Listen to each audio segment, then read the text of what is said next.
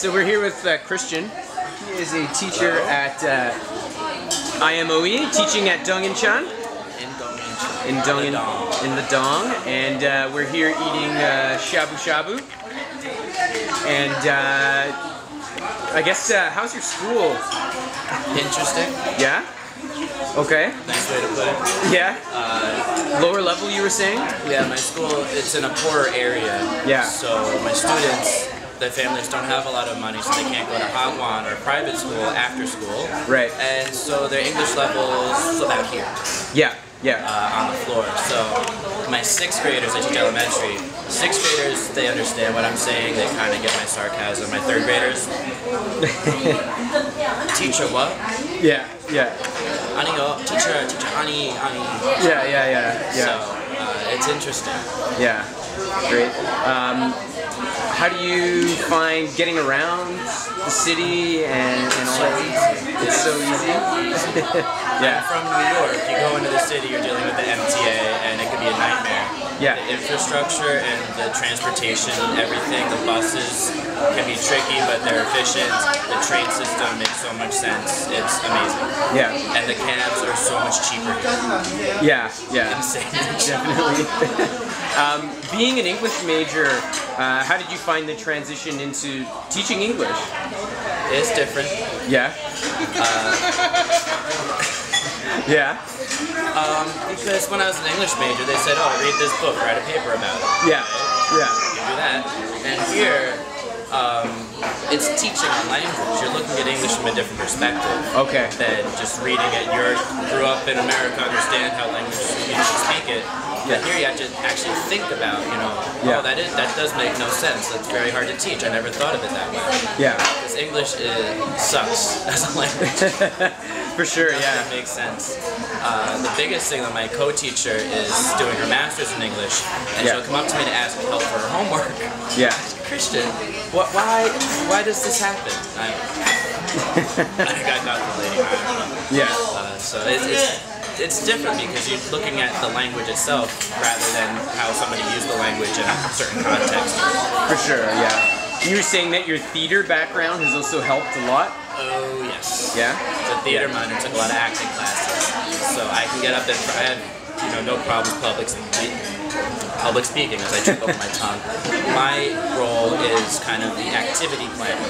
Okay. So they'll say, Christian, this is what chapter we're doing. I'm going to do this section. Come up with a game for it. Yeah. And so I'll look at what the key terms are, what we're studying, what the lesson is, and think of a game that's going to make it fun for the kids to actually learn, because rote memorization is as fun as watching paint dry. Right. And Koreans do a lot of that in schools. Yeah. So I want English class to be something different and exciting and almost trick them into learning. Right. So coming up with this different, and it can be as simple as scrunch up some paper, get a waste bin, and say, "Oh, we're playing trash ball." Yeah. And get the question right, you get a shot. And you win points. Whoever wins the most points earns a piece of candy. I'll give you a sticker. Yeah. And the kids go crazy because they're very competitive. Yeah. And they go insane. But they're using English and I'm forcing them to use it by tricking them into having fun. So. And you were also mentioning that at your school, you don't have as much of an active role, so they do a lot for you, or something like that, or it's not so much that I don't. In the class itself, I'm not the one lesson planning. I'm not the one taking control of the lesson. Yeah. They like to do that, my co-teachers, and so they're always the ones who start the class off and greet it and go into the CD-ROM, because in elementary school you're bound to your textbook and CD-ROM. There's no way around it. Yeah. And so I'm happy to let them take a CD-ROM, so I'm not clicking there like listen and repeat after the video, not me. Yeah. And so they handle a lot of that, and they're also having a Korean teacher there for discipline is good, because a lot of the kids don't understand in English when you're saying, "Hey, stop that." It's like wah, wah, wah, wah, wah. And so having a Korean in there who can actually say in Korean, sit down and stop that, or you're in trouble, is very helpful. Staff dinners. They are plentiful. Yeah. Koreans love doing activities together, dining especially. Yeah. So you're gonna, if you, no matter what school you end up in, you're gonna have to do teacher dinners a lot.